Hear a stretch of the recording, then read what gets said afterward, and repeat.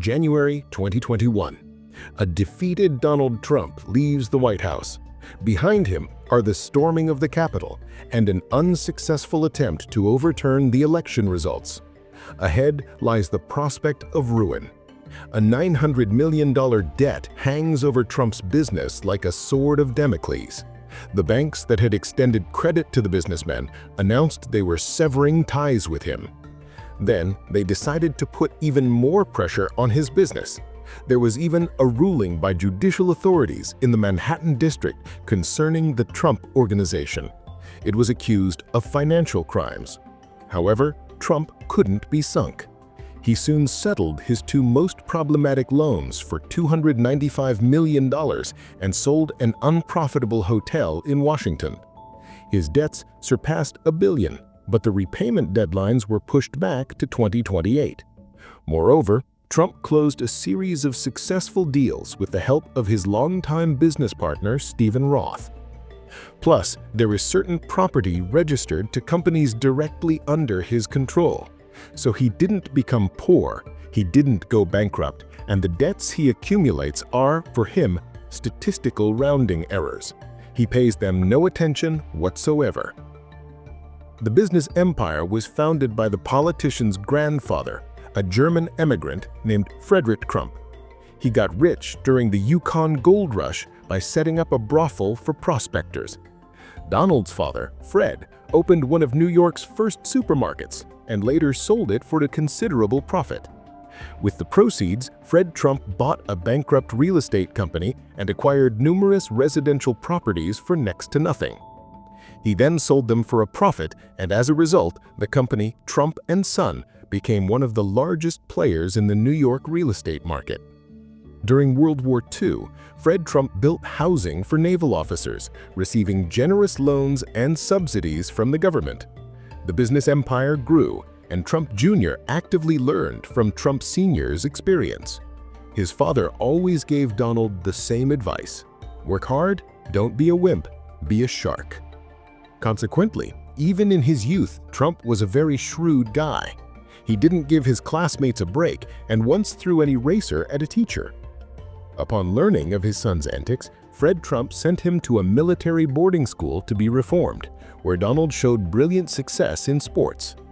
After boarding school, Trump enrolled in a university, but the business family interested him far more than his studies. The first joint project for the father and son was the purchase of a residential complex in Cincinnati from a bankrupt company. They essentially bought this residential complex for, it turns out, $6 million and didn't spend a single penny because the government paid for everything for the renovation of the buildings. And then they sold this complex for $12 million.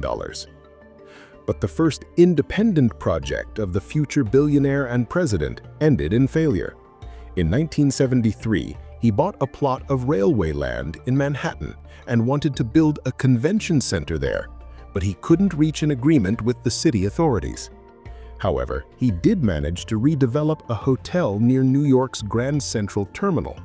Trump simply demolished the early 20th century building and constructed a new hotel under the Grand Hyatt banner.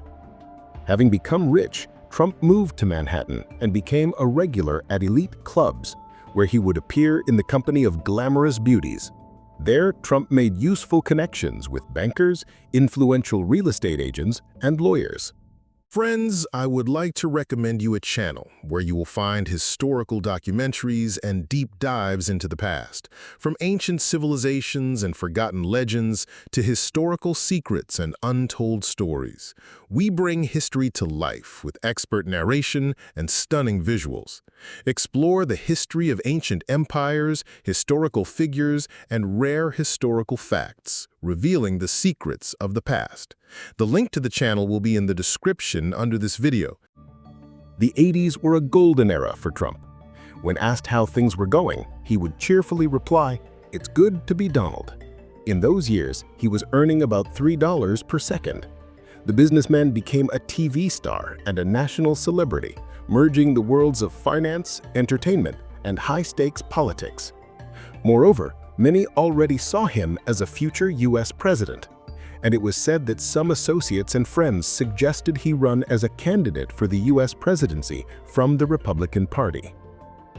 The pinnacle of his business fame, in the most literal sense, became Trump Tower, one of New York's tallest buildings.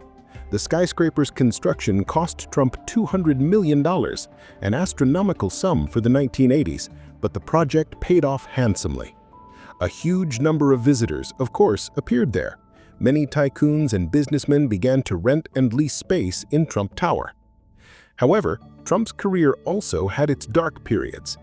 In Atlantic City, his Taj Mahal casino went bankrupt. Not even concerts of Michael Jackson could save it.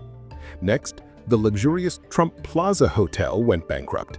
Simply put, not enough wealthy people were visiting Atlantic City. Few people know more about bad times than I do. I had a company. Things were going great, but there were also huge debts. In the 90s, the whole country was in a bad way. But the businessman never lost heart. And when the Plaza Hotel in New York went bankrupt, Trump lavishly celebrated his second wedding there, inviting his creditors to the festivities. Over $60,000 was spent on caviar alone. The fact is, Trump's bankruptcies were not like those of ordinary mortals. For instance, if you or I take out a loan, we are personally responsible for it. But when millions of dollars are at stake, banks allow loans to be taken out in a corporate name. This means the company bears the responsibility. Trump's bankruptcies were corporate, not personal. His business could go bankrupt, but afterwards, Trump would start another venture.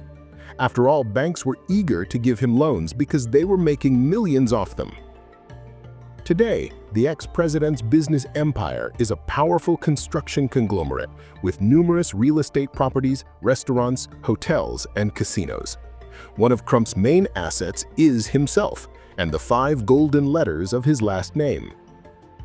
According to his pre-election declaration, a significant portion of the candidate's assets comes from the sale of licenses and his brand. That is, from trading on his face and name.